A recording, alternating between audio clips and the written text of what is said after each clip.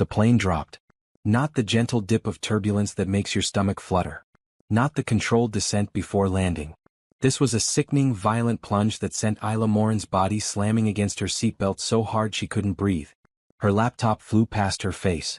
A briefcase exploded open, scattering papers that swirled through the cabin like confetti at the world's worst party. Someone was screaming. Maybe it was her. Across the aisle, Sebastian Ashbourne gripped his armrests, his knuckles bone-white against his brown skin.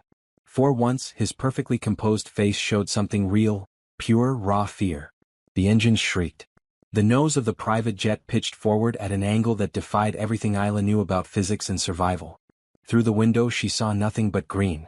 Dense, endless green rushing up to meet them. "Brace!" The pilot's voice cracked over the intercom, barely audible over the screaming metal and howling wind. Isla tucked her head between her knees, her long braids falling forward, arms wrapped around her legs. This was it. 28 years old and she was going to die in a metal tube with the man she hated most in the world. The irony would have been funny if she wasn't absolutely terrified. The first impact threw her against the seatbelt so violently she felt something crack in her ribs. The second impact snapped her head sideways. The third impact brought darkness. When Isla opened her eyes, everything was wrong. The cabin was tilted at a 45-degree angle. Smoke curled through shattered windows. Her left arm screamed with pain that made her vision blur. Blood dripped from somewhere on her head, warm and sticky, running down her temple. The smell hit her next: fuel, burning plastic, pine trees, and something else she didn't want to identify. "Hello?" Her voice came out as a whisper. She tried again, louder. "Hello? Is anyone?" Movement across the aisle. Sebastian pulled himself upright, blood streaming from a gash above his eye. His expensive gray suit was torn, one sleeve completely ripped away. But he was alive. His dark eyes found hers through the smoky chaos. "Don't move yet," he said, his voice hoarse but steady. "Check yourself first. Can you feel your legs?" Isla wiggled her toes. Pain shot through her left arm, but her legs responded. "Yes, my arm is hurt. I think it's broken." Sebastian unbuckled carefully, testing his own body. He stood, swaying, and had to grab a seat to steady himself. "We need to get out." "No. The fuel." He didn't finish the sentence. "You didn't have to." Isla fumbled with her seatbelt with her good hand. The mechanism was jammed. Panic clawed at her throat. Sebastian moved toward her, navigating the tilted cabin with careful steps. He reached her seat and worked the buckle, his fingers surprisingly gentle despite the urgency. "Got it," he said, and the belt released. He helped her stand.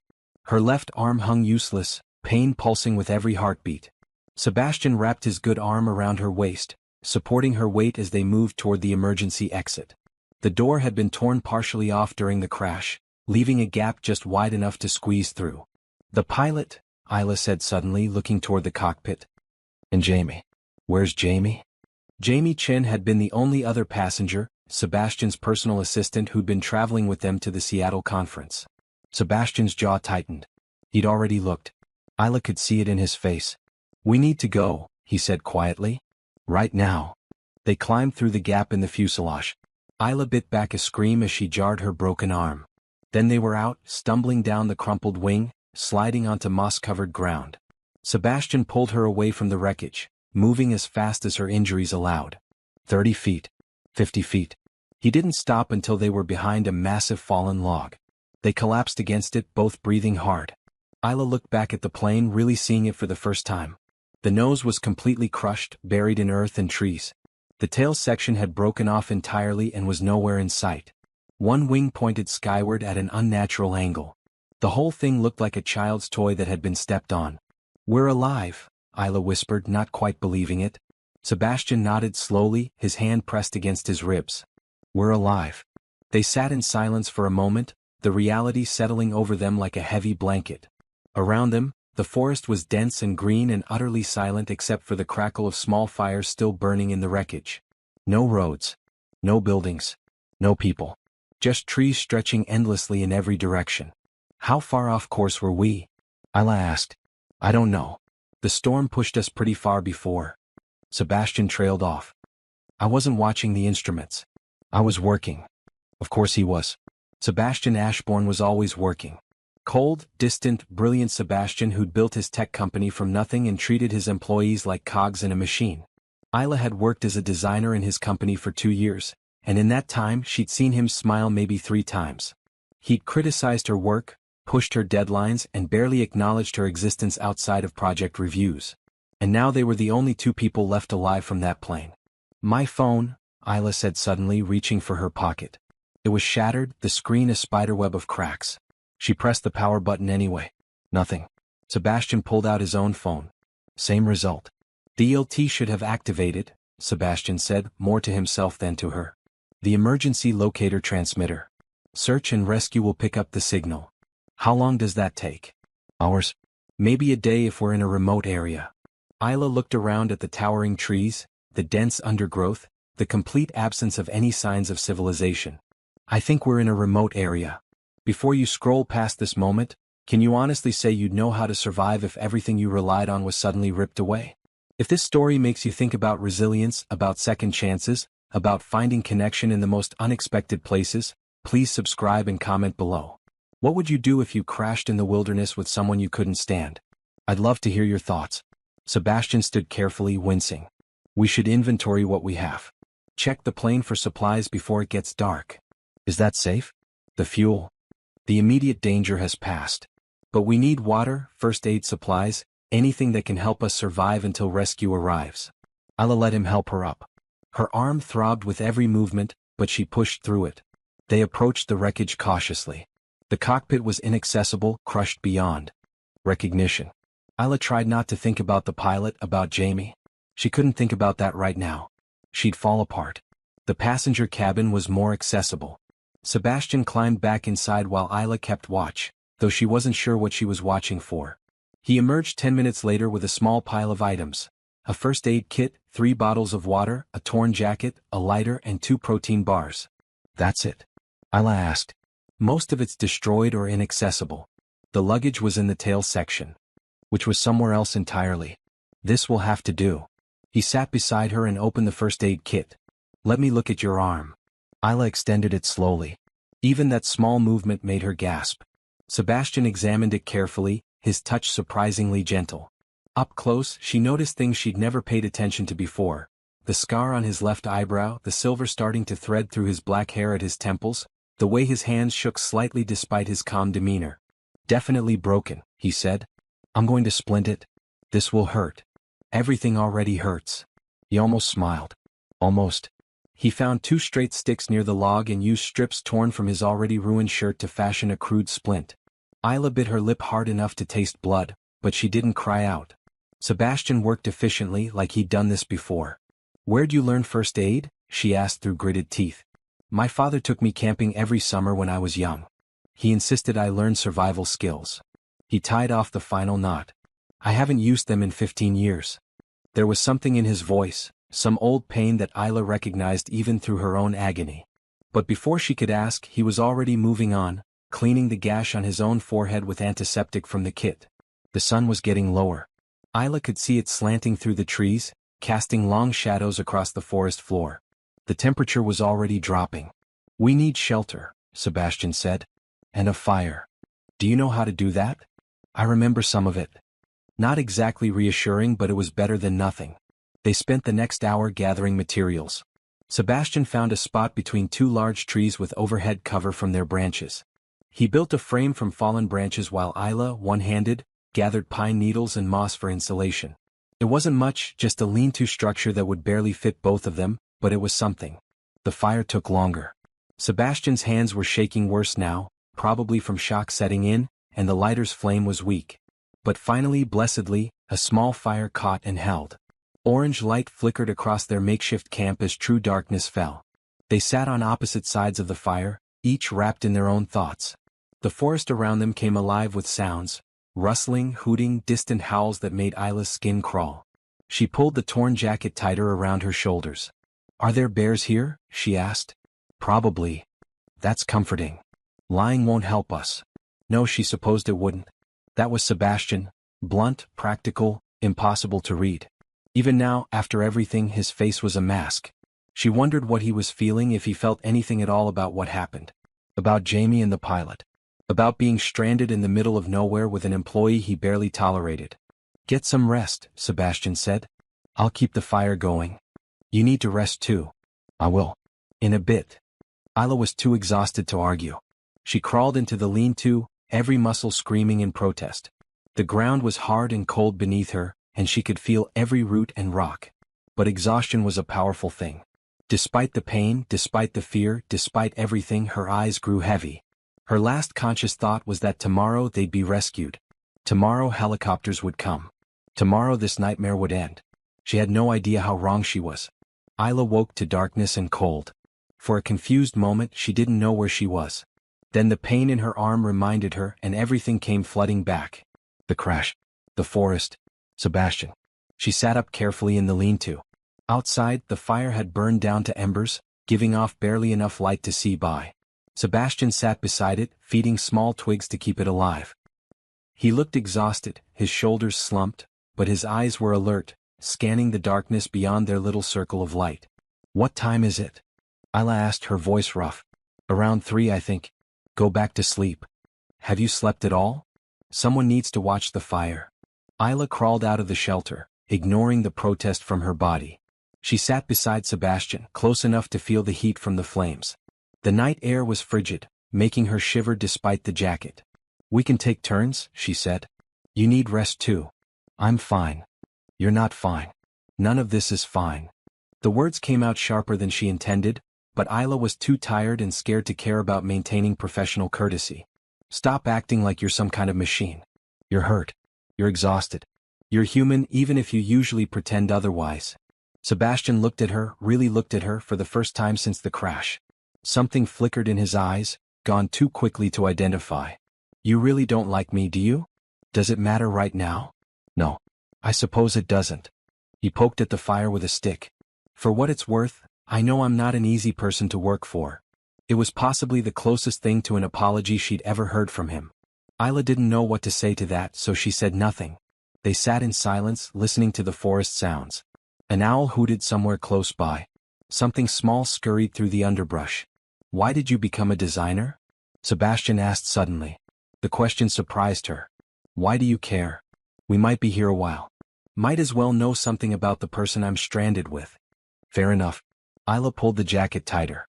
My grandmother was a seamstress. She used to make all my clothes when I was little. Beautiful dresses with patterns that told stories. She said clothes weren't just fabric, they were identity. Expression. Art. Isla smiled at the memory. When she got sick, I was 14. I sat with her and she taught me everything she knew. After she passed, I kept designing. It was like keeping a piece of her alive. That's why you fought me so hard on the Morrison project, Sebastian said. When I wanted to cut costs on materials. You wanted to use cheap synthetic fabric that would fall apart in 6 months. That's not design, that's waste. It would have increased profit margins by 18%. At the cost of everything that matters. Sebastian was quiet for a long moment. You're right. It would have been waste. Isla stared at him. Sebastian Ashbourne admitting he was wrong? Maybe she'd hit her head harder than she thought. My turn, she said. Why do you care so much about profit margins? You have enough money to last 10 lifetimes. Why push so hard? Because if I stop moving, I'll have to think about things I don't want to think about. The words came out flat, emotionless, but Isla heard the truth beneath them. Like what? Like the fact that I built an empire but don't have anyone to share it with. Like the fact that I'm 37 years old and can't remember the last time I had a real conversation with someone. Like the fact that I turned into my father, the one thing I swore I'd never do. The honesty shocked her.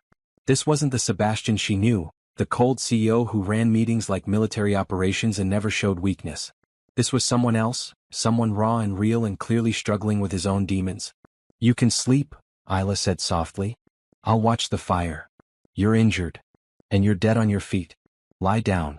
That's an order from your employee. The corner of his mouth twitched. Almost a smile. That's not how chain of command works. Chain of command went out the window when we crashed. Now we're just 2 people trying not to die.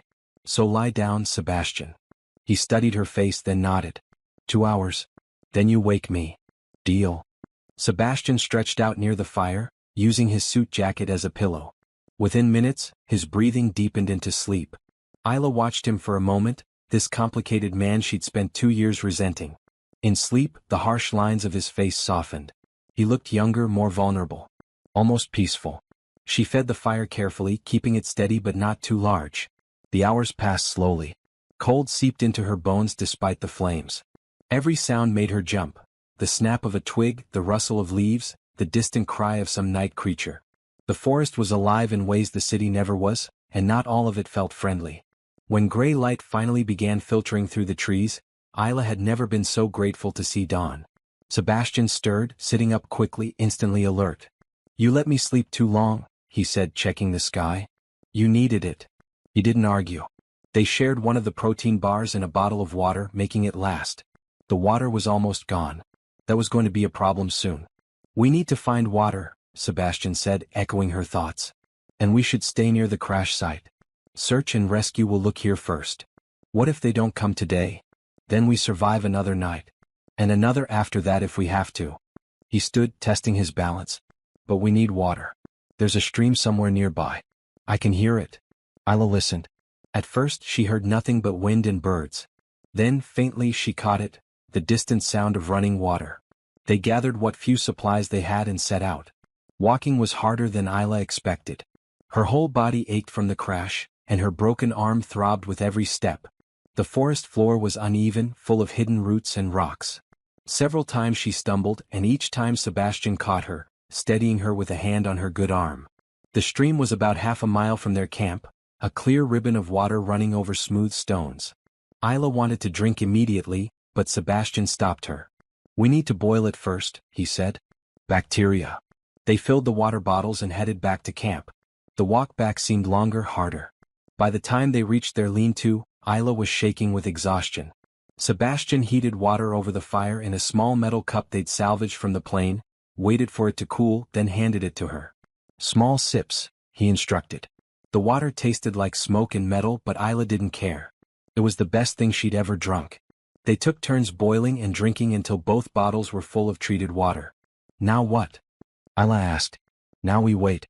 We keep the fire going so search planes can see the smoke. We stay visible. We survive." It sounded simple when he said it like that. But as the sun climbed higher and no helicopters appeared, as the day stretched on with no sign of rescue, simple started to feel impossible. They fell into an unspoken routine. Sebastian kept the fire going and made trips to the stream. Isla, limited by her broken arm, gathered what she could one-handed. Dry wood, edible-looking plants, pine needles for bedding. They didn't talk much. There was nothing to say. By late afternoon, Isla's stomach was cramping with hunger. The second protein bar was gone, eaten at midday. That left one bar and no idea when rescue would come. "I can try to catch fish," Sebastian offered, seeing her discomfort. "With what?" "My hands." Primitive but possible. He was gone for over an hour. When he came back, his shirt was soaked and he was empty-handed. "The water's too cold and fast. I couldn't get close enough." That night was harder than the first. Hunger gnawed at Isla's stomach. Her arm hurt worse somehow, the pain constant and grinding. She lay in the lean-to trying not to cry, trying to stay strong. But fear was creeping in, cold and insidious. What if no one was coming? What if they died out here? "Isla." Sebastian's voice came from outside the shelter. "Come sit by the fire." She didn't want to move, but something in his tone made her obey. She crawled out and sat beside him. The fire crackled between them, warm and alive. "Tell me about Atlanta," he said. "You grew up there?" "Why?" "Because sitting here in silence thinking about how hungry we are isn't helping anyone. So tell me, what was it like?" So Isla told him. About her neighborhood where everyone knew everyone. About summer nights on her grandmother's porch, the air thick and warm, fireflies dancing in the darkness. About her mother's garden, the way tomatoes tasted when you picked them right off the vine. About learning to braid hair in her best friend's kitchen, fingers flying while they gossiped and laughed. And Sebastian listened. Really listened. When she finished, he told her about growing up in Oregon, about forests like this one where his father taught him to identify animal tracks and edible plants. About cold rivers and star-filled skies and feeling like the world was infinite and full of possibility. What changed? Isla asked. Life. Loss. The usual things that break people. He stared into the fire. You should sleep. Tomorrow will be better. Isla didn't believe him. But she was too tired to argue. She went back to the shelter and closed her eyes, listening to the crackle of fire and the endless sounds of the forest. Tomorrow, she thought. Tomorrow rescue will come. But deep down she was starting to doubt it. Day 3 dawned gray and cold. Isla woke to the smell of smoke and something else, something that made her stomach growl. She crawled out of the lean-to to find Sebastian crouched by the fire, roasting something on a stick. "What is that?" she asked. "Grubs. I found them under some bark." He held one out to her. "Protein." Isla's stomach turned. The grub was pale and segmented, curled like a tiny shrimp. But her hunger was stronger than her disgust.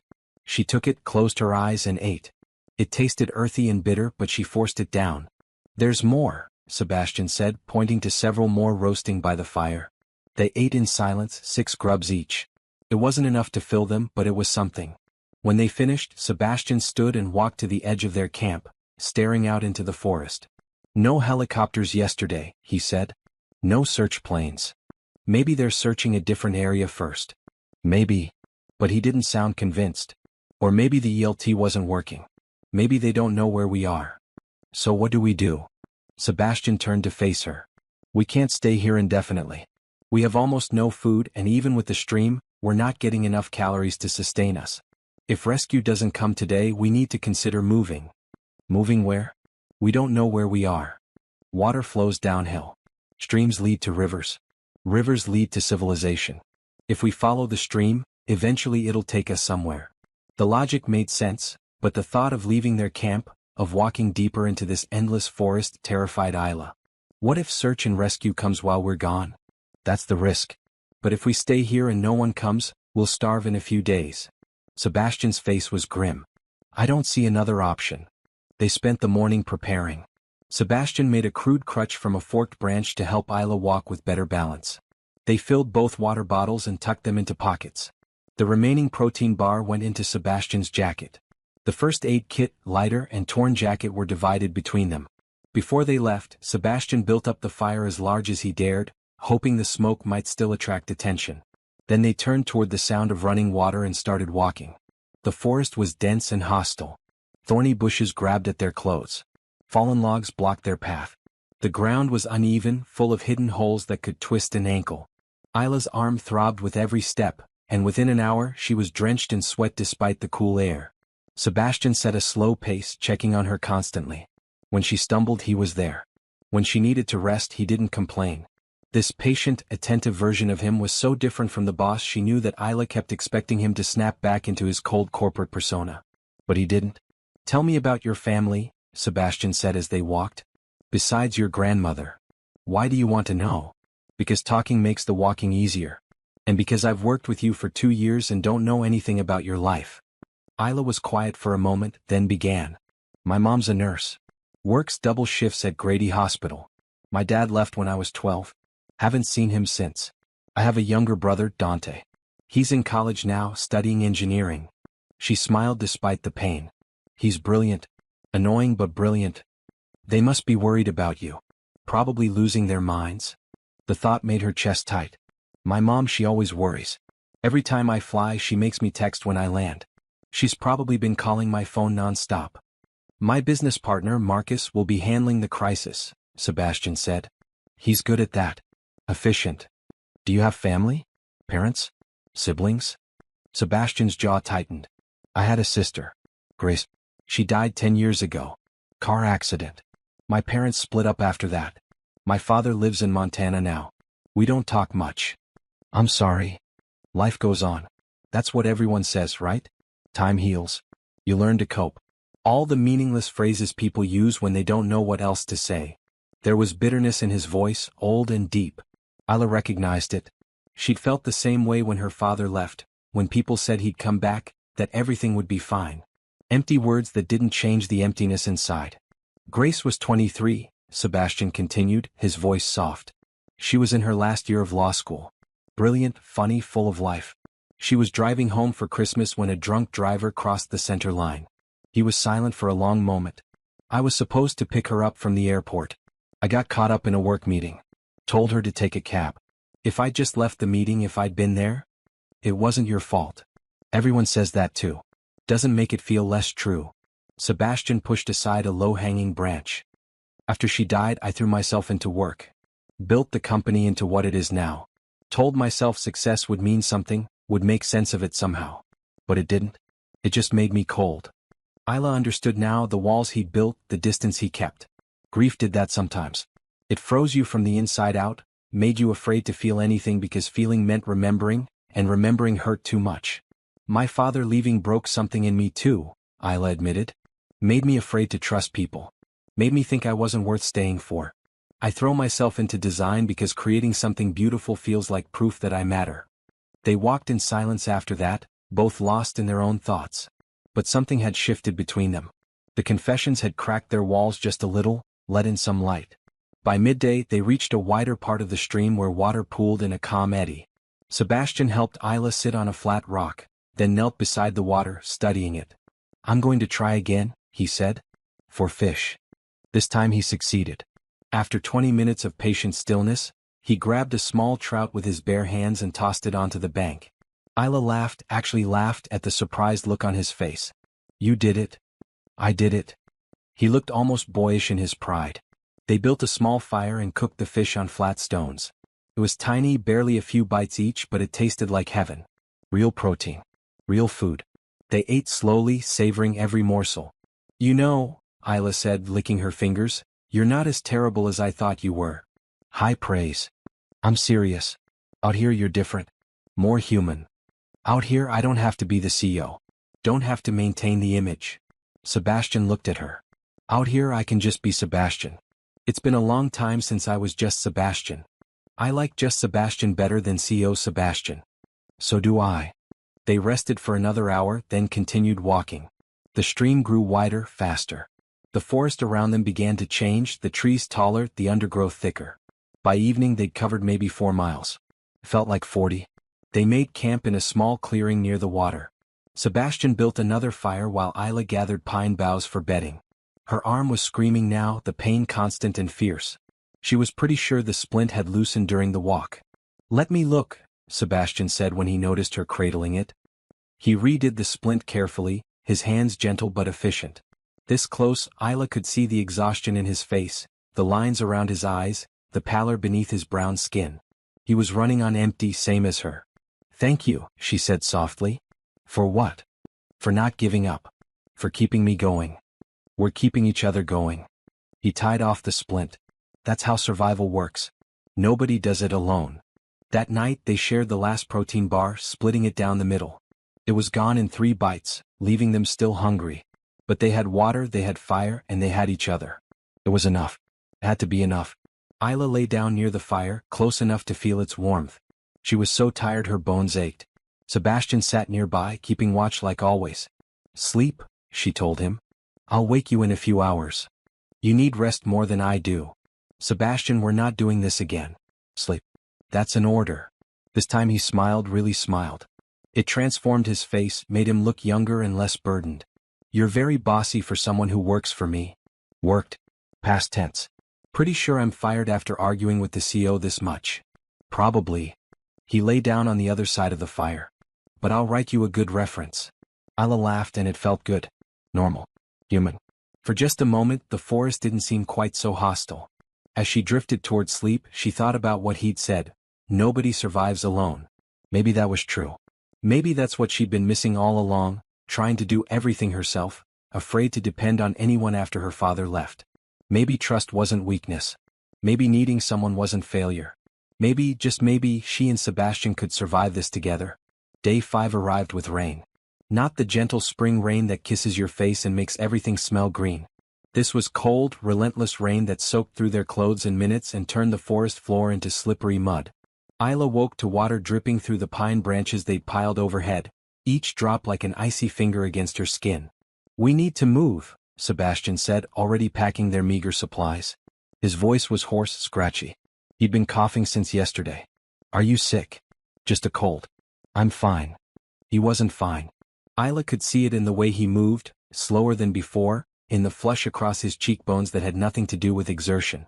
But they couldn't afford for him to be sick. They couldn't afford any weakness. They walked through the downpour, following the stream that had swollen to twice its normal size.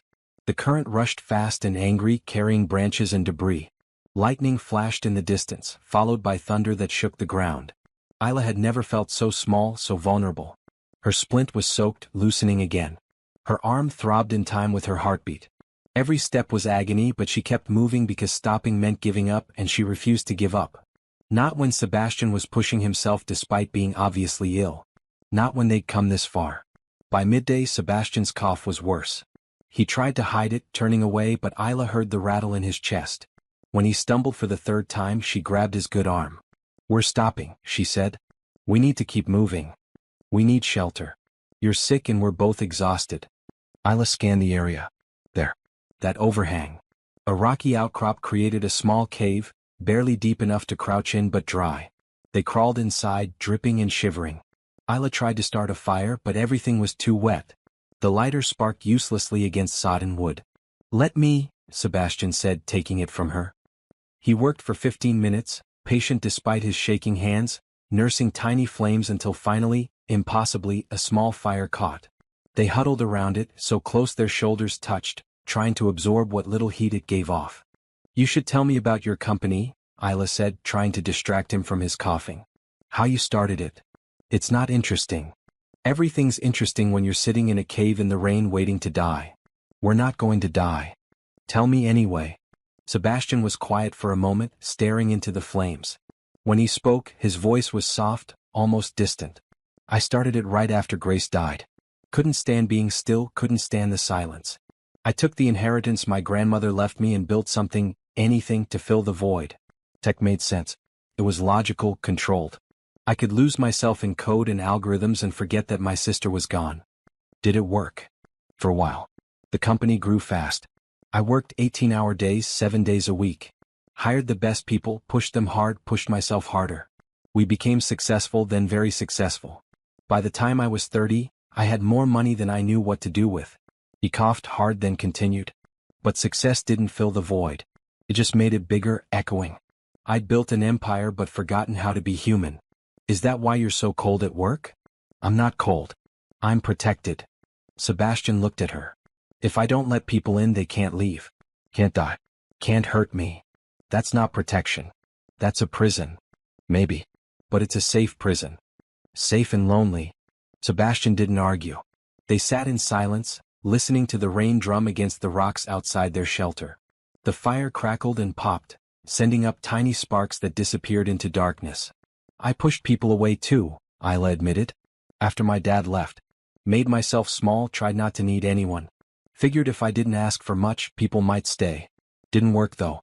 Just made me invisible." "You're not invisible. Your designs, they're bold, vibrant. Full of life. That's how I wished I could be. Brave enough to take up space. Confident enough to be seen." She pulled the wet jacket tighter around her shoulders. "But in real life I stay quiet. Don't argue. Don't push back. Just do what I'm told and hope that's enough." "You pushed back on the Morrison project. Because bad design is worse than being fired. Some things matter more than safety." Sebastian smiled slightly. "I'm glad you pushed back. You were right. About the materials, about the vision. About all of it. Are you saying I was right and you were wrong? Don't let it go to your head." Isla laughed, then immediately regretted it as the movement jarred her arm. Sebastian noticed. "Let me check the splint," he said. He redid it again, working by firelight, his movements slow and careful. His hands were warm against her cold skin. When he finished, he didn't immediately pull away. His fingers rested gently on her wrist, just above the splint, as if checking her pulse. "Thank you," Isla said. "For taking care of me. You've been taking care of me too. Keeping watch. Gathering wood. Keeping me sane. Is that what we're calling this? Sanity? Close enough." They stayed like that for a moment, his hand on her wrist, neither pulling away. The cave felt smaller suddenly, more intimate. Isla was aware of his breathing, the warmth of his body beside hers, the way the firelight cast shadows across his face. Then Sebastian coughed again, breaking the moment, and pulled back. "You should sleep. I'll keep watch. You need rest more than I do. You're sick. I've been sick before. I'll survive. Sebastian. Please. Let me do this." There was something in his voice, a plea that went deeper than just keeping watch. He needed to feel useful, needed to protect her. Isla understood that need, had felt it herself. So she nodded and curled up near the fire, using the damp jacket as a pillow. But she didn't sleep, not really. She lay there listening to the rain, to Sebastian's labored breathing, to the crackle of flames. And she thought about this man she'd worked with for 2 years but never really known. This complicated, wounded, brilliant man who was slowly revealing himself layer by layer. She thought about his sister, about the guilt he carried, about the walls he'd built to protect himself from more loss. She thought about her own walls, her own fears, her own carefully constructed defenses. Out here those walls were crumbling. Out here pretending didn't work. Isla? Sebastian's voice was soft. Yeah. I'm glad you're here. I mean, I'm not glad we crashed. But if I had to be stranded with someone, I'm glad it's you. Her chest tightened. I'm glad it's you too. Even though you're a terrible boss. Fair assessment. But a decent human being. High praise from someone who hated me a week ago. I didn't hate you. I just didn't understand you. She turned to look at him across the fire. I understand you better now. And you're not as scary as you pretend to be. You're just hurt. We both are. Sebastian held her gaze for a long moment. Something passed between them, unspoken but real. Understanding. Connection. The beginning of something neither could name yet. The rain continued through the night, relentless and cold. But inside their small cave, beside their small fire, Isla felt warmer than she had in days. Not from the flames but from something else entirely. Something that felt dangerously like hope. The rain didn't stop. Day 6 dawned gray and miserable, the storm still raging overhead. Sebastian's cough was worse, deep and wet, shaking his whole body. When Isla felt his forehead, it was burning hot. You have a fever, she said, fear creeping into her voice. It's fine. I can walk. He tried to stand and immediately swayed, catching himself against the cave wall. Isla grabbed his arm. You're not walking anywhere. We're staying here until the storm passes and you're better. We need to keep moving. Need to find help. Sebastian, you're sick. Really sick. If we push now, you'll only get worse. Isla guided him back down to sit by the fire. We rest today. Tomorrow we'll reassess. She expected him to argue, to insist they couldn't afford to lose time. But he just nodded, his strength clearly depleted. That scared her more than anything. Sebastian always pushed, always insisted. For him to give in meant he was in bad shape. Isla built up the fire as much as their dwindling would allowed. She made Sebastian drink boiled water even though he protested it was too much of their supply. She found leaves that looked similar to ones her grandmother used to make tea for colds and steeped them in hot water, hoping it would help. You don't have to do this, Sebastian said, his voice rough. Yes, I do. You've been taking care of me since we crashed. Now it's my turn. Your arm is broken. And you have one good arm too. We're quite a pair. She handed him the makeshift tea. Drink. He drank, grimacing at the bitter taste. Then he lay back, closing his eyes. Isla watched the rise and fall of his chest, the way his jaw clenched against the coughing, the vulnerability in his face that he never showed in the corporate world. This was the real Sebastian Ashbourne. Not the cold CEO, not the demanding boss. Just a man who was sick and scared and trying so hard to stay strong. The day passed slowly. The storm intensified, lightning splitting the sky, thunder so loud it seemed to shake the mountain itself. Wind howled through the trees, bending them nearly double. Isla kept the fire going, kept Sebastian hydrated, and tried not to think about how bad this could get. By afternoon, Sebastian was delirious with fever. He mumbled about Grace, about business deals, about things that made no sense. Isla sat beside him, wiping his forehead with a damp cloth torn from his ruined shirt, talking to him even though she wasn't sure he could hear her. You're going to be okay, she said over and over like a prayer. We're going to get through this. Both of us. Together. As evening approached, the storm reached its peak. Rain lashed against the rocks with such force that water began pooling inside their shelter. Isla tried to dig a channel to divert it, but her one good hand could only do so much. Within an hour they were sitting in 2 inches of cold water. We have to move deeper in, Isla said, though Sebastian was too out of it to respond. She helped him crawl further into the cave, into a narrow space barely big enough for both of them. She couldn't bring the fire, couldn't bring anything but Sebastian and their 2 water bottles. In the darkness, pressed against cold stone with water rising around them, Isla felt panic clawing at her throat. They were going to die here. Sebastian was too sick to go on, and she couldn't carry him or even help him walk far with her broken arm. They were trapped, cold, hungry, and alone. No, she said out loud, fierce. No. We're not dying here. She pulled Sebastian close, wrapping her good arm around him, sharing what little body heat she had. He was shivering violently, his skin burning hot against hers.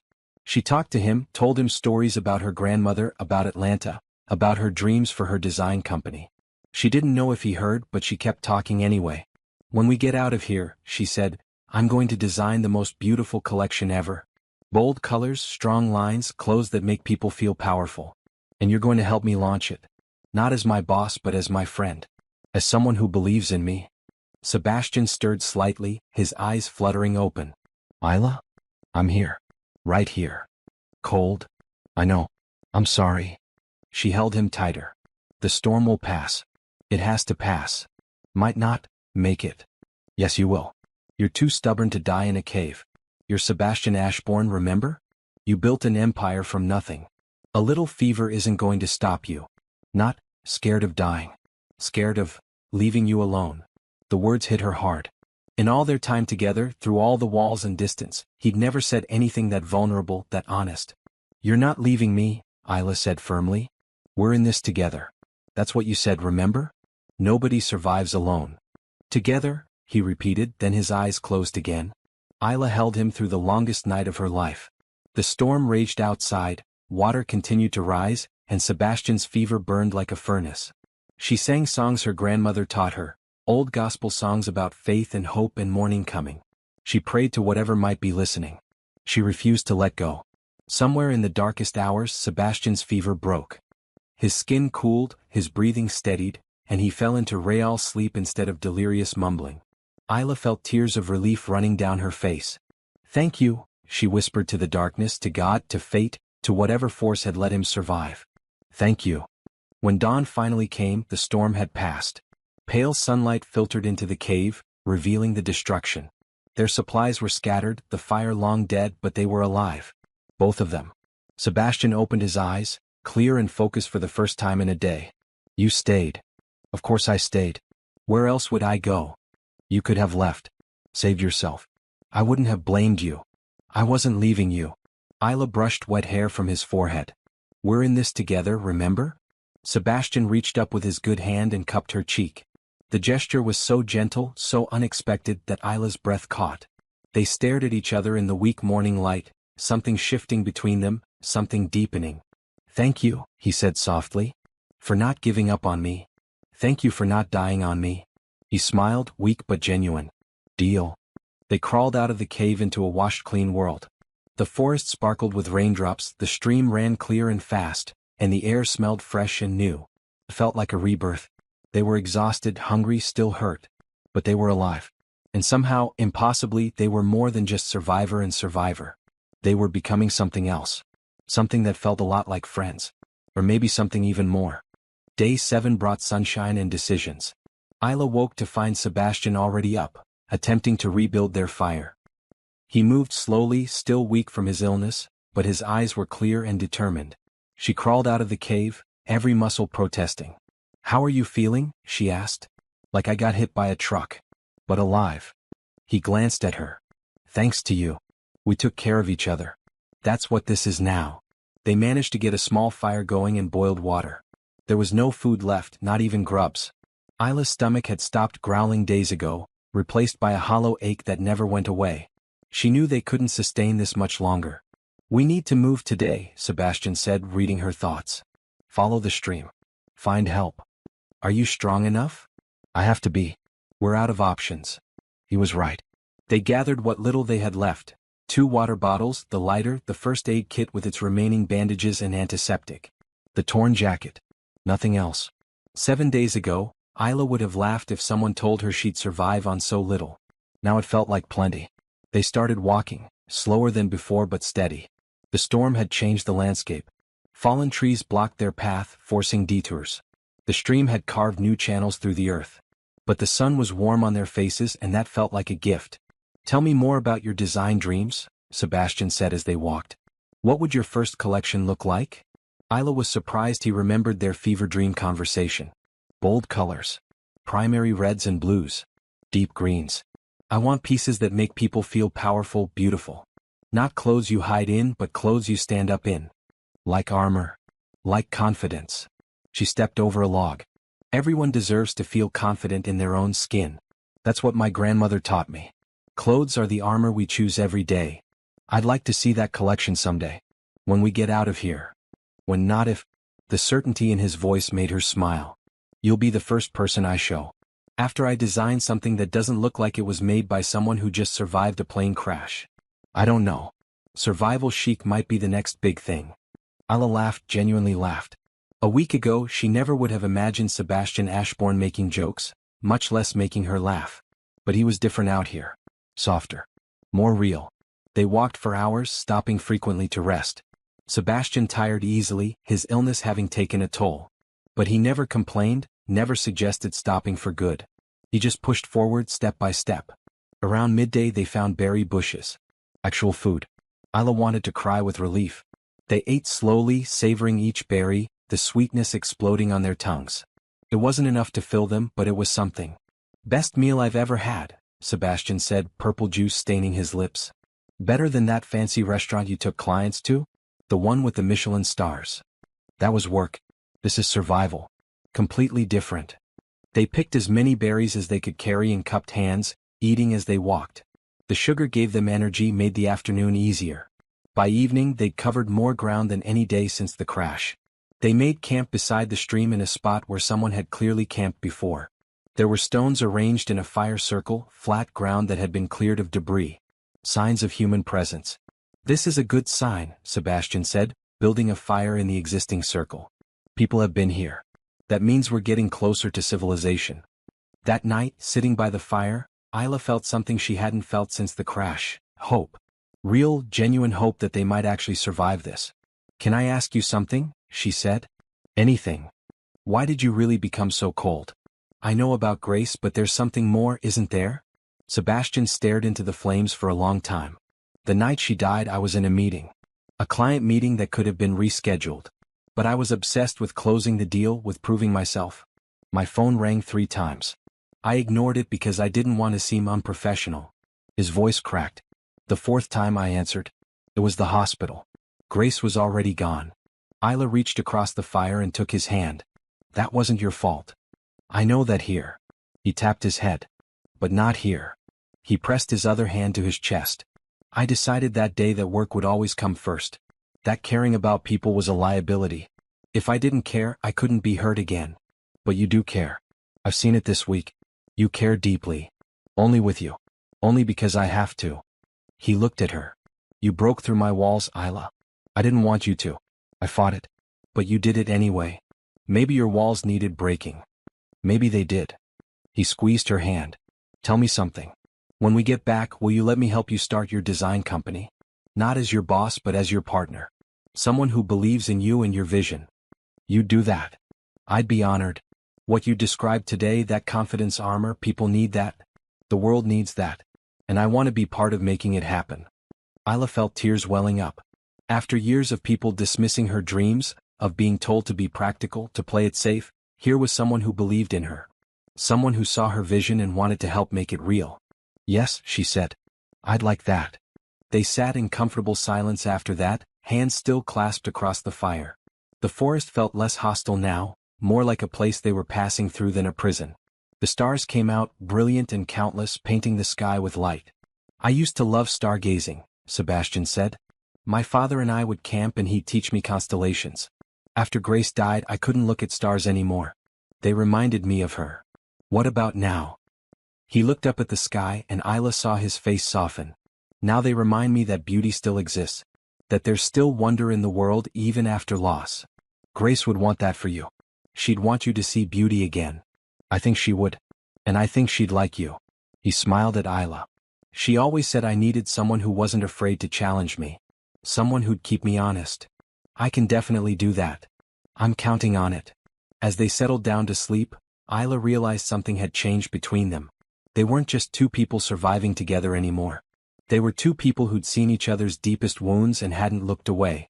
2 people who'd chosen to stay to care despite the risk. She looked across the fire at Sebastian, watching him sleep. His face was peaceful, the harsh lines smoothed away. He'd survived a plane crash, illness, and a week in the wilderness. But more than that, he'd survived his own walls coming down.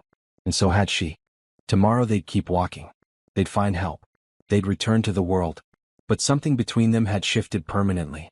Something neither would forget, no matter what happened next. Day 9 dawned with fog so thick Isla could barely see Sebastian across their camp. "We should wait for this to clear," he said, poking at the fire. "We've been walking for days. How much longer can we survive on berries and hope?" "As long as we have to." But his voice lacked its usual confidence. They were both losing weight rapidly, their clothes hanging loose. Isla's broken arm had healed enough that she could move her fingers without screaming, but she was still effectively one-handed. Sebastian's cough had returned, softer but persistent. They needed to find civilization soon, or they wouldn't make it at all. By mid-morning the fog began to lift. They packed their meager supplies and started walking. The stream had widened significantly, now more of a small river. That had to be a good sign. Rivers meant towns, meant people, meant rescue. They'd been walking for maybe 2 hours when Sebastian stopped suddenly, his hand shooting out to grab Isla's shoulder. "Don't move," he whispered. "What?" Then she heard it. Heavy breathing. The sound of something large moving through the underbrush. She froze, her heart hammering so hard she thought it might burst from her chest. A bear emerged from the trees 30 feet away. Massive, dark brown, terrifyingly close. It hadn't seen them yet, was focused on something near the river. But any second it would notice them, and then Isla's mind raced through everything she'd ever heard about bears. Play dead? Run. Make yourself big? She couldn't remember, couldn't think past the terror flooding her system.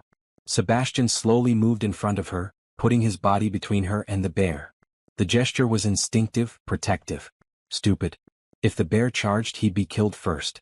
The bear lifted its head, sniffing the air. Then it looked directly at them. Time stopped. The bear was huge, powerful, could tear them apart in seconds. Isla pressed against Sebastian's back, her good hand clutching his torn shirt. She could feel his heart racing, matching her own. "Back away slowly," Sebastian whispered. "Don't run. Don't make eye contact."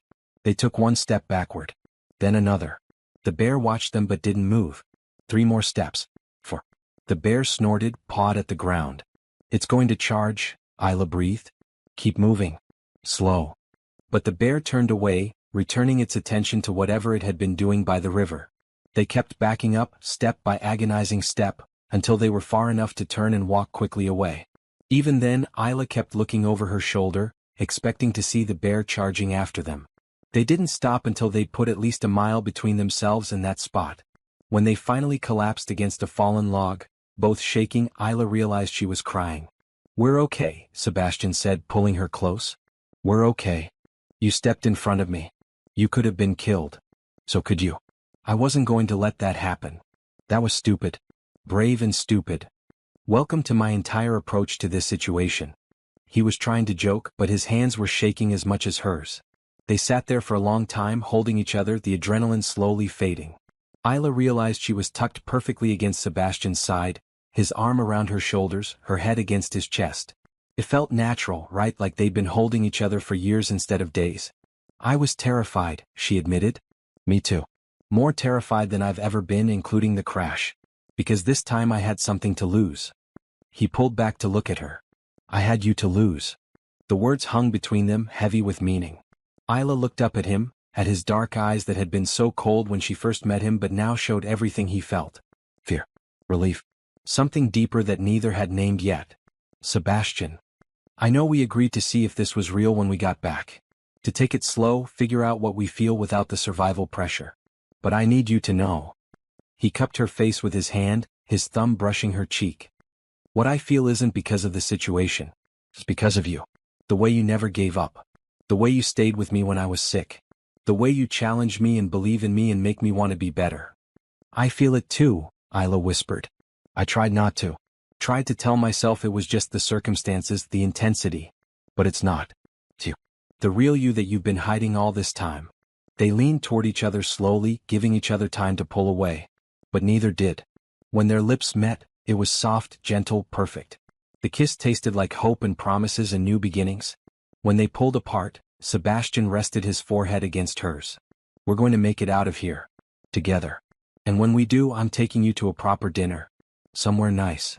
Anywhere with food that isn't berries or grubs sounds nice." He laughed, and the sound was free, unguarded. "Deal.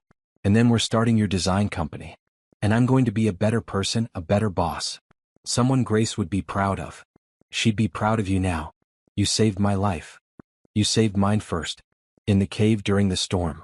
I would have died if you hadn't stayed. Then we're even. We're more than even. We're. He trailed off, searching for the right word. Partners, Isla finished. In survival and in life. Partners. I like that. They sat together until the fear fully faded, replaced by something warmer. Then they stood and continued walking, hand in hand now, no longer pretending this was just about survival. By evening they heard something that made them stop dead. Voices.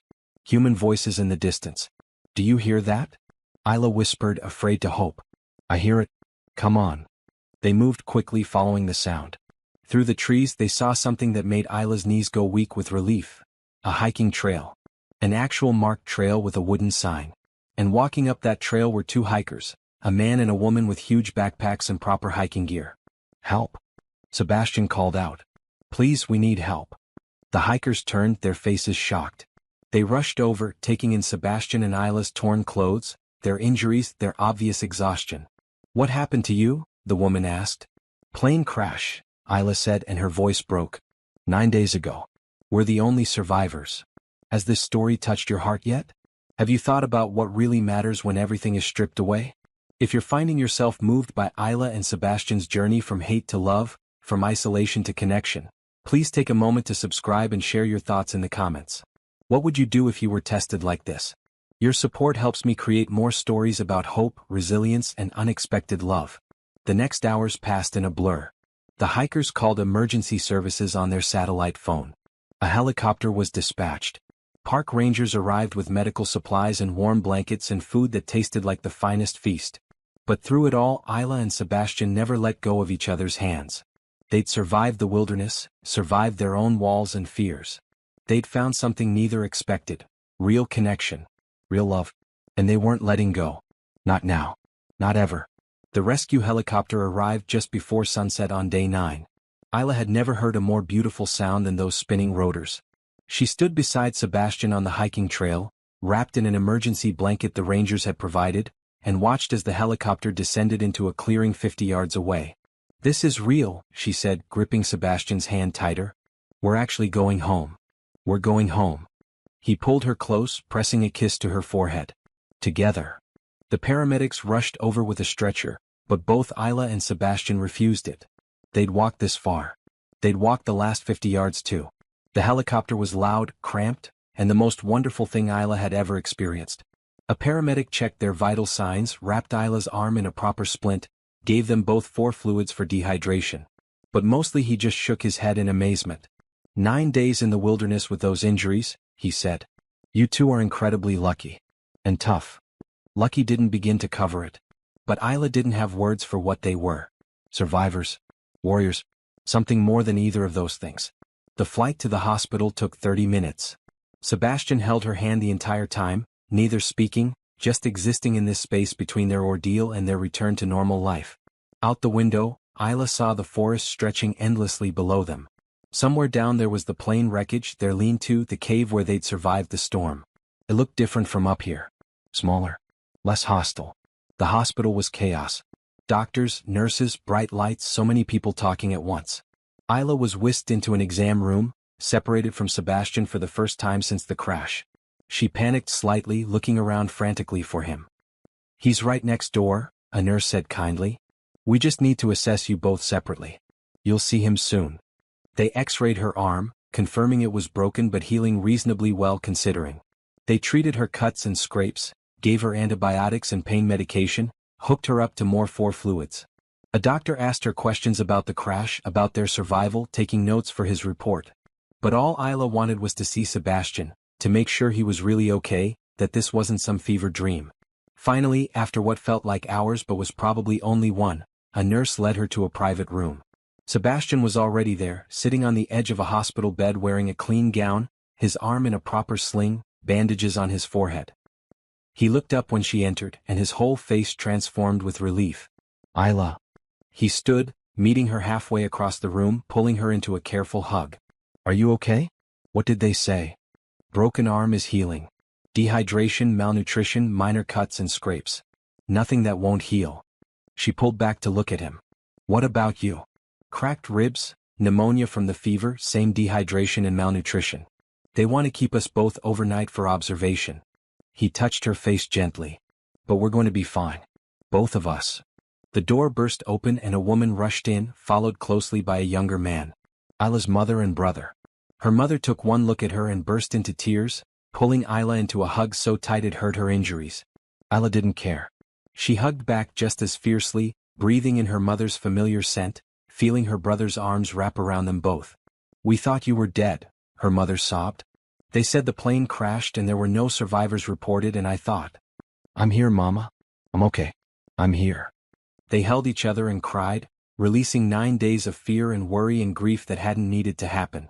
When they finally pulled apart, Isla saw Sebastian standing awkwardly to the side, giving them privacy. "Mama Dante, this is Sebastian. He saved my life." "We saved each other," Sebastian corrected quietly. Isla's mother looked at him, then at their joined hands, and something knowing passed across her face. "Thank you for bringing my daughter home. Thank you for raising someone strong enough to survive." More people arrived over the next hour. Sebastian's business partner, visibly relieved. A representative from the airline. A detective who needed their statements about the crash. Through it all, Isla and Sebastian kept finding each other's eyes across the room, grounding themselves in each other's presence. When everyone finally left and the hospital quieted for the night, a nurse reluctantly informed them they needed to go to separate rooms for observation. Isla felt panic rising again. "Can we have just a few minutes?" Sebastian asked. "Please." The nurse looked between them, saw something in their faces and nodded. 10 minutes. Then you both need rest." When they were alone, Sebastian pulled Isla close, just holding her in the quiet hospital room. Through the window, the city lights sparkled, civilization spreading out endlessly. So different from the dark forest that had been their whole world for 9 days. "I'm scared," Isla admitted. "Of what?" "That this will fade. That when we're back in the real world, with real problems and real life, that what we found out there won't survive." Sebastian pulled back to look at her. "What we found is real, Isla. More real than anything I've felt in 10 years. The forest didn't create these feelings. It just stripped away the walls that were hiding them. Promise me we won't go back to how we were. Distant and professional and pretending." "I promise. No more pretending. No more walls." He kissed her softly. "We're partners, remember? In survival and in life." "Partners," she agreed and felt peace settle over her. They held each other until the nurse returned, gently insisting they needed rest. As Isla was led to her room, she looked back at Sebastian one more time. He raised his hand in a small wave and she saw everything she needed in his eyes. Trust. Hope. Love. They'd survive the impossible. Whatever came next, they'd face it together. That night, in a clean hospital bed with pain medication dulling her aches, Isla slept deeply for the first time since the crash. No nightmares about the plane dropping, no fears about bears or starvation. Just peaceful, healing sleep. Because she knew with absolute certainty that everything was going to be okay. They'd made it. They'd survived. And the hardest part was over. Or so she thought. 3 months later, Isla stood outside Sebastian's office building, her hand resting on the door. So much had changed since the crash. Her arm had healed completely, the cast finally removed 2 weeks ago. She'd gained back the weight she'd lost and then some, her mother insisting on feeding her constantly. The nightmares had faded, therapy helping her process the trauma. Physically, she'd recovered. Emotionally was more complicated. She and Sebastian had been texting constantly since leaving the hospital. Long conversations about everything and nothing. Plans for her design company. Jokes about their terrible wilderness survival skills. Late-night calls when the nightmares came. But they hadn't seen each other in person. He'd been dealing with the aftermath of the crash, lawsuits, investigations, restructuring his company. She'd been healing, spending time with family, starting to design again. Now they'd finally arranged to meet for lunch. At his office. In the place where their story began, where she'd been just another employee and he'd been the cold boss she couldn't stand. Isla took a deep breath and walked inside. The lobby was exactly as she remembered. Sleek, modern, expensive. The receptionist looked up and smiled. "Isla Morin? Mr. Ashbourne is expecting you. Top floor." The elevator ride felt eternal. Isla checked her reflection in the mirrored walls. She'd chosen her outfit carefully, a dress from her new collection, one of the first pieces she'd designed since the crash. Deep emerald green, bold lines, exactly the kind of confidence armor she'd told Sebastian about. Her braids were styled up, her makeup subtle. She looked good. Professional but powerful. So why was she so nervous? The elevator doors opened to reveal Sebastian's executive floor. But something was different. The sterile gray walls had been painted a warm cream. Plants filled the corners. Photos of employees hung in the hallways instead of generic corporate art. It felt alive, human. Sebastian's assistant, a new one since Jamie had died in the crash, greeted her warmly. "He's in his office. Go right in." Isla walked to the familiar door and knocked. Her heart was racing. Ridiculous. She'd survived a plane crash with this man. Why was a lunch meeting making her hands shake? "Come in." She opened the door and there he was. Sebastian stood by the window and for a moment they just stared at each other. "You look good. Healthy." He'd grown his hair out slightly and there was warmth in his eyes that hadn't been there before. He was wearing a blue shirt instead of his usual gray, and she remembered telling him in the forest that he should wear more color. "Isla." He crossed the room in 3 strides and pulled her into a hug. Not a professional handshake, a real hug. She melted into it, breathing in his cologne, feeling the solid warmth of him. "Real. Here. Safe." "Hi," she said against his chest. "Hi yourself." He pulled back, his hands on her shoulders, looking her over. "You look incredible. That dress. From my new collection. Do you like it?" "I love it. It's exactly what you described. Confidence armor." He smiled, that full genuine smile she'd first seen in the forest. "You're going to change the fashion industry." They sat on the couch in his office, not at his desk. More personal, equal. Sebastian had ordered lunch from a nice restaurant, nothing too fancy but better than hospital food and definitely better than grubs. "Tell me everything," he said. "How are you really?" So Isla told him. About the therapy sessions where she'd cried about Jamie and the pilot. About reconnecting with her brother, really talking for the first time in years.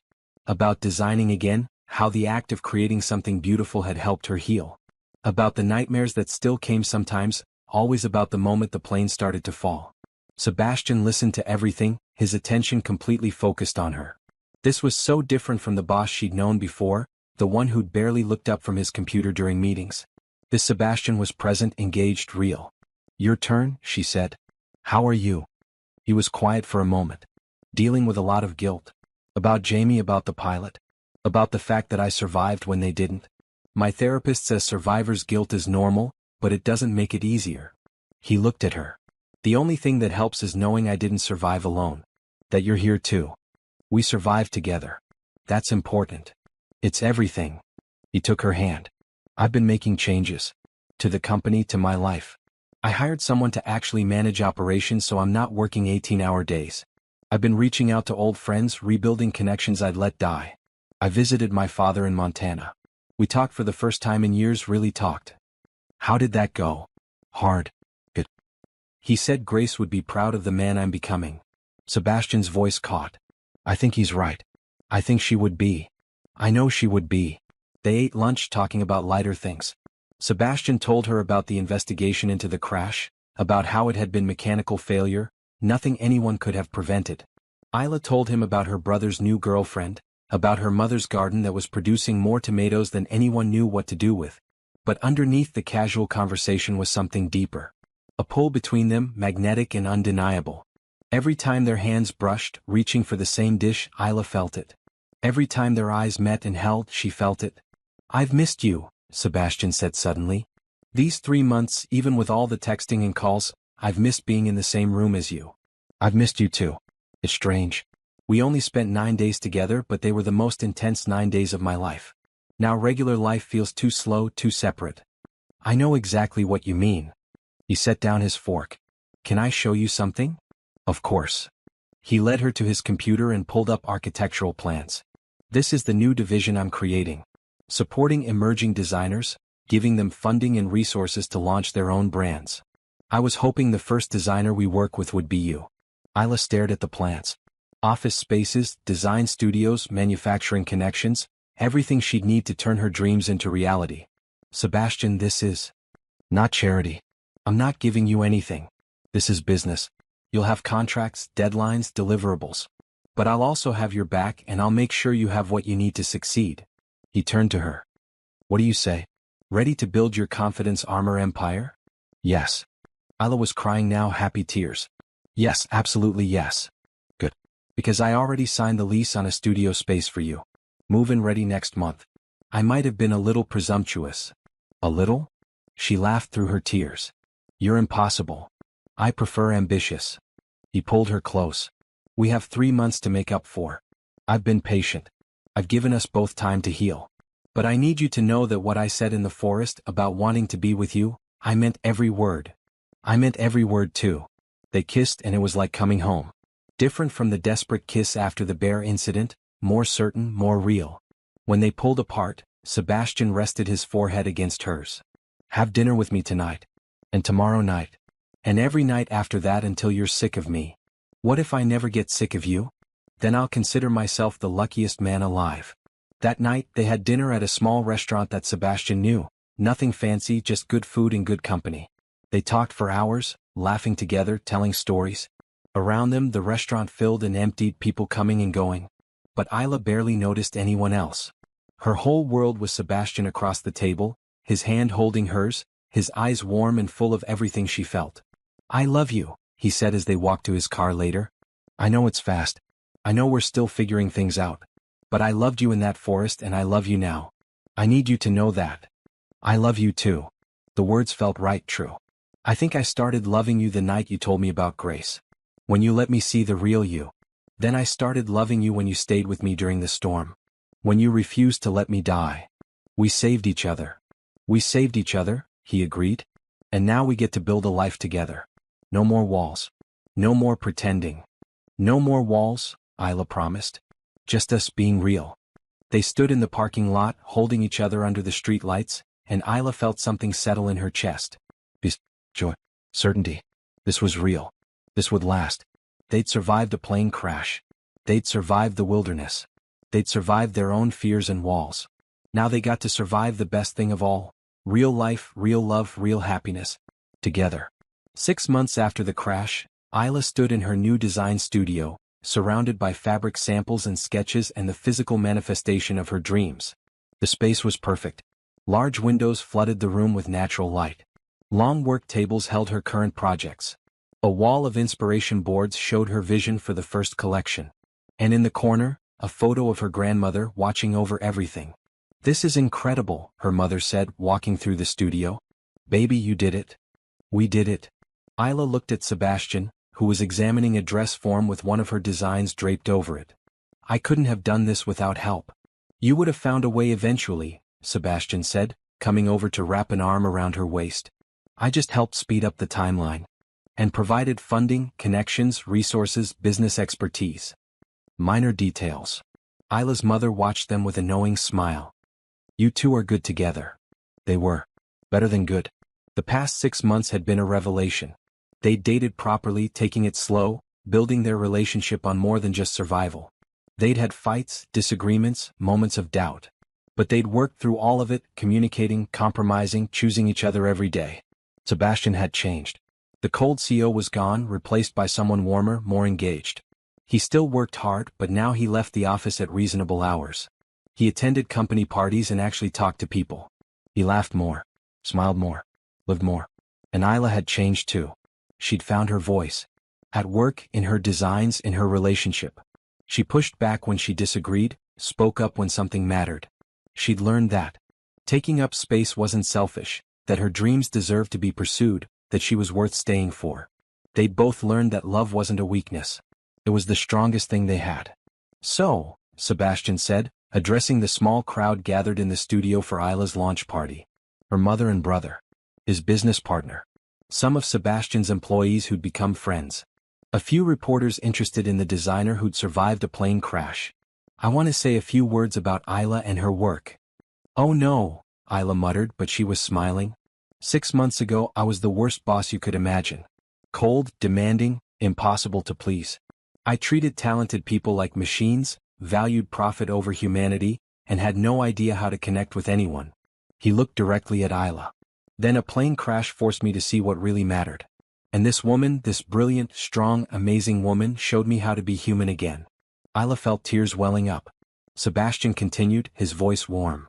Her designs aren't just clothes. They're statements. Declarations of confidence and power and beauty. She calls them confidence armor, and that's exactly what they are. They help people stand up, stand out, take up space. Just like she taught me to do. He raised his glass. To Isla Morin and the beginning of something extraordinary. To Isla, everyone echoed. The party was wonderful. People loved the designs, asked questions, placed orders. Reporters took photos and notes. Isla's mother cried happy tears. Her brother told embarrassing childhood stories. Sebastian stayed at her side the whole time, proud and supportive and clearly in love. As the evening wound down and guests started leaving, Isla found a quiet moment to just breathe. Her first collection was launching. Her company was real. Her dreams were happening. Sebastian came up behind her, wrapping his arms around her waist. Happy. Incredibly. Also terrified. That's how you know it matters. He kissed her temple. You've got this. I believe in you. I know you do. That's everything. They stood together, looking out the studio window at the city below. Somewhere out there was the airport, the place where their journey started. Somewhere beyond that was the forest, the place where they'd fought to survive. All of it had led them here, to this moment, to this life they were building together. I have something for you, Sebastian said, pulling a small box from his pocket. Isla's heart skipped. Sebastian. Relax. It's not that. Not yet, anyway. He grinned. Though when I do ask, I already know you'll say yes. Confident. I learned from the best. He opened the box to reveal a necklace. A small silver compass on a delicate chain. So you always know which way you're going. And so you remember that sometimes getting lost is how you find what you really need. Isla took the compass, tears streaming down her face now. It's perfect. Like you. He fastened it around her neck. I love you, Isla Morin. I love your strength and your dreams and your beautiful designs. I love how you challenged me and changed me and made me remember how to be alive. I love every single thing about you. I love you too. More than I thought I could love anyone.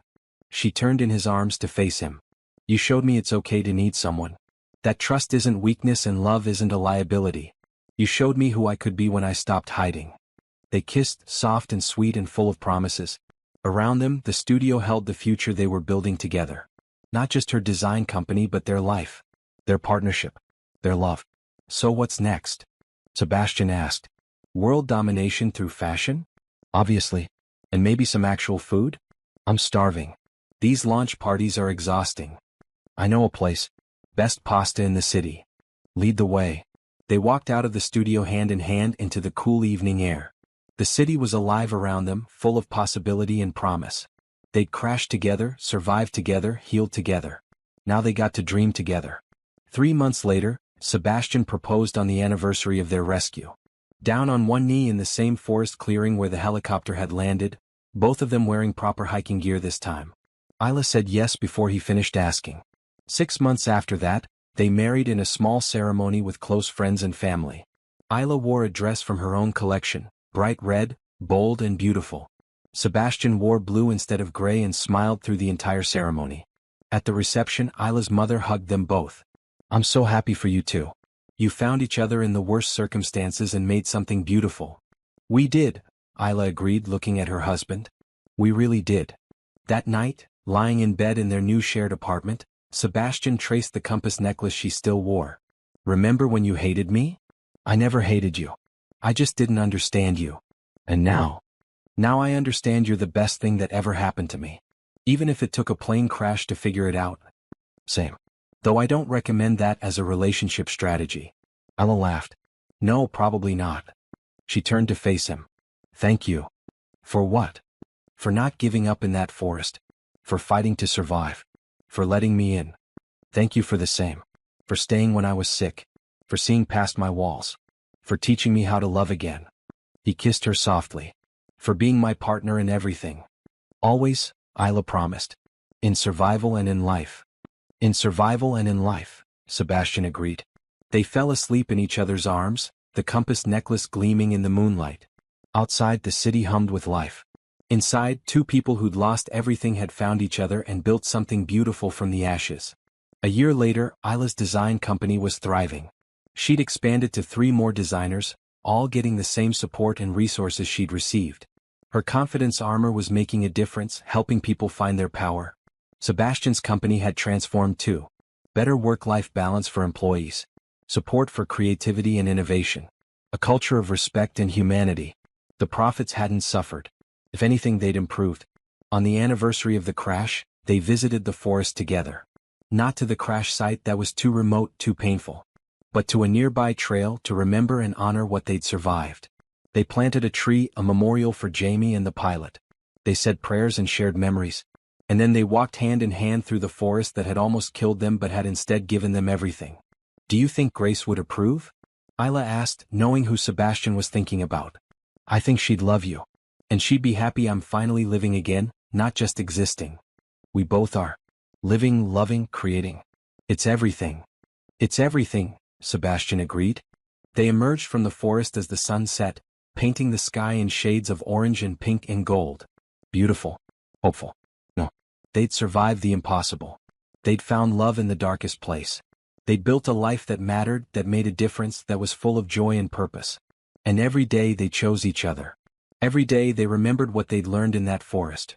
That kindness matters, that hope sustains, that love is the strongest force in the world. They walked toward their car, toward their life, toward their future. Together. Always together. Because that's what love is. Not the absence of fear, but the courage to face it with someone by your side. Not the absence of struggle, but the strength to keep fighting together. Not the absence of pain, but the healing that comes from being truly seen and truly accepted.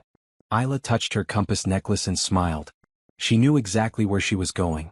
Toward love. Toward dreams. Toward a life more beautiful than anything she'd imagined. And Sebastian was right there beside her, every step of the way. The end was really just the beginning. And it was perfect,